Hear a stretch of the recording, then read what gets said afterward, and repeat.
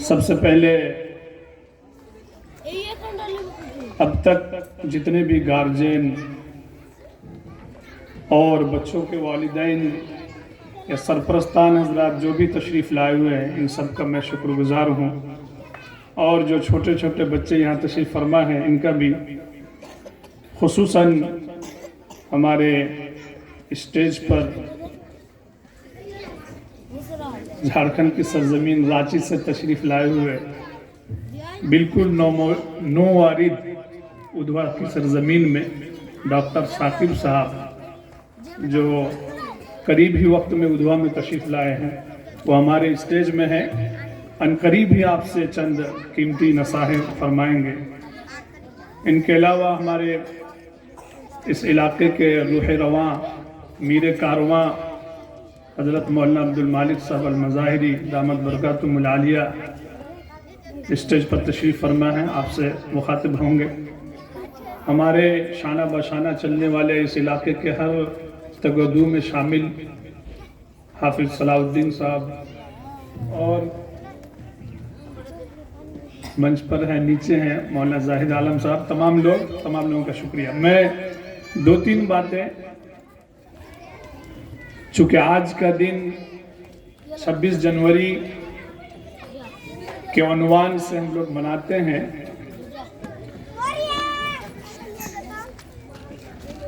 اگر یہاں عوام کا مجمع ہوتا تو شاید کچھ اس بارے میں گفتگو ہوتی، تو اس پر بات چیت نہ کرتے ہوئے میں،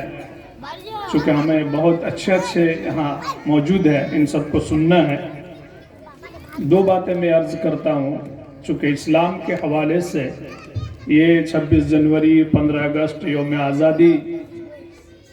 ان ایام کے بارے میں اسلام کا نقطہ نظر کیا ہے، یا ہم کس طرح سیلیبریٹ کریں، منائیں آزادی اور قانون کی بالادستی، قانون کی سربراہی، یہ اسلام کے اندر کتنی ہے اور اس کی کیا اہمیت ہے۔ دھیان سے دو لفظ، دین اسلام دین فطرت ہے، اس کو سمجھیے، اور ہر انسان آزادی چاہتا ہے، وہ غلامی سے نفرت کرتا ہے، محکومیت سے نفرت کرتا ہے، وہ اپنے آپ کو آزاد رکھنا چاہتا ہے۔ اس دنیا کے اندر جب چاروں طرف غلامی اور محکومیت تھی، ہر طرف کمزوروں دبے کچلے لوگوں کو دبائے اور جاتے تھے، ایسے وقت میں آزادی کا فلسفہ، آزادی کا نقطہ نظر ہمارے اور آپ کے نبی پیارے محمد الرسول اللہ صلی اللہ علیہ وسلم کے بعثت سے ظہور ہوا، کہ ایسے وقت میں کہ دو ہی طبقے ہوا کرتے تھے، ایک ایسے لوگ جو مال و دولت سے، سیاسی اثر و رسوخ سے، اپنی سماجی تانے بانے سے بالکل اپنے آپ کو ہمکنار سمجھتے تھے، اور وہ ہر چیز سے سمپن تھے۔ ایسے لوگ اپنی جان مال کی، عزت کی، آبرو کی حفاظت تو خود کرتے تھے، لیکن ان کے علاوہ جو بھی لوگ تھے، تمام دبے کچلے لوگوں کو وہ کیڑے مکوڑے سمجھتے تھے، ان کے ساتھ انسانوں جیسا بیوہار بھی کبھی پیش نہیں کیا۔ تو اسلام کی آمد کے بعد سب سے پہلے جو اسلام نے تصور پیش کیا وہ آزادی کا، اور آزادی صرف نہ یہ کہ جان کی آزادی، بلکہ جان کی، مال کی، عزت کی، آبرو کی، اور افکار و خیالات کی، یہاں تک کہ اپنے، جس کو فریڈم آف ایکسپریشن بولتے ہیں آج کے زمانے میں، اظہار رائے کی آزادی، ان تمام چیزوں کی آزادی اسلام نے اپنے نقطہ نظر سے پیش کیا۔ شارٹ میں ایک اشارہ کر دوں کہ قرآن نے اعلان کیا ہے، من قتل نفسا بغیر نفس او فساد فی الارض فکأنما قتل الناس جميعا، کہ کسی کی جان کی قیمت کتنی ہے کہ اگر کسی نے کسی کو نردوش بلا جرم قتل کیا تو گویا کہ اس نے پوری انسانیت کو قتل کر دیا، اور اگر کسی نے کسی کی جان کو بچا لیا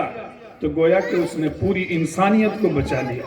اسلام نے سب سے پہلے یہ تصور پیش کیا۔ اسی طرح ایک مثال اگر آپ کو میں دوں اسی اسلام میں کہ اظہار رائے کی آزادی، افکار و خیالات کی آزادی اسلام نے کس طرح پیش کیا، اور اس کا نمونہ پیارے صحابہ رضوان اللہ تعالی علیہم اجمعین کے زمانے میں دیکھنے میں آیا۔ بہت مشہور واقعہ ہے کہ اس وقت ایک عام رعایا جس کو عام ناگرک کہتے ہیں، عام شہری، وقت کے بادشاہ، پرائم منسٹر اور راشٹرپتی جو ہوتے تھے، امیر المومنین، خلیفۃ المسلمین، ان سے بھی بلا جھجک بے باک انداز میں کچھ سوال کر سکتے تھے۔ وہ مشہور واقعہ ہیں، اگر آپ تاریخ کا یعنی موٹے موٹے واقعات پر نظر رکھتے ہوں گے تو اس پر دیکھیں گے کہ ایک صحابی کھڑے ہو کر کہتے ہیں کہ اظہار آپ حضرت عمر رضی اللہ تعالیٰ عنہ کے زمانے کی بات ہے کہ اے عمر، نہ میں آپ کا سنوں گا اور نہ میں آپ کی اطاعت کروں گا جب تک آپ وضاحت نہ کر دے کہ مال غنیمت کے مال میں سے وہ ہم سب کے پاس ایک ایک چادر ہے تو آپ کے پاس ڈبل چادر کہاں سے ہے؟ حضرت عمر رضی اللہ تعالیٰ عنہ وقت کے خلیفۃ المسلمین ہیں، امیر المومنین ہیں، لیکن وہ اس کی وضاحت کرتے ہیں۔ تو اس طرح سینکڑوں واقعات آپ دور نبوت میں اور اس کے بعد دور صحابہ میں اور تابعین میں آپ دیکھیں گے۔ اس کا میں بہت شاید اوپر لیول کی بات کرنے لگا ہوں کہ ہمارے یہ جو آج کے ایک قانون کو بالادستی حاصل ہو، لوگوں کو آزادی حاصل ہو، فنڈامنٹل رائٹس اور فنڈامنٹل ڈیوٹیز، کہ ان کے بنیادی حقوق کیا ہونا چاہیے، آج اگر ہم لوگ محروم ہیں تو بنیادی حقوق سے محروم ہوتے جا رہے ہیں، اور ہمیں یہ ہمت اور سکت تک نہیں ہے کہ ہم کھڑے ہو کے کسی کے سامنے بول سکے کہ یہ میرا حق مارا جا رہا ہے۔ تو میرے محترم بزرگوں اور دوستوں، باتیں بہت سی ہیں اور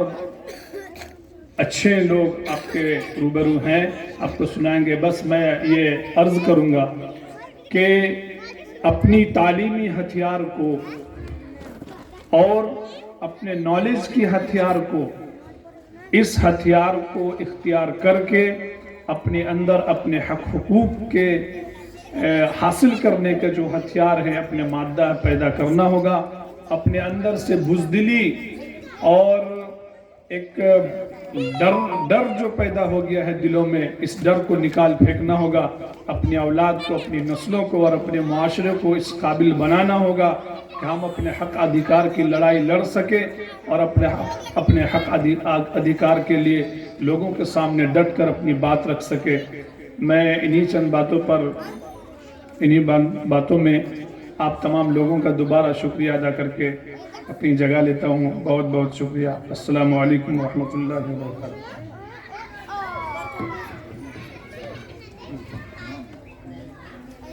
اب میں گزارش کروں گا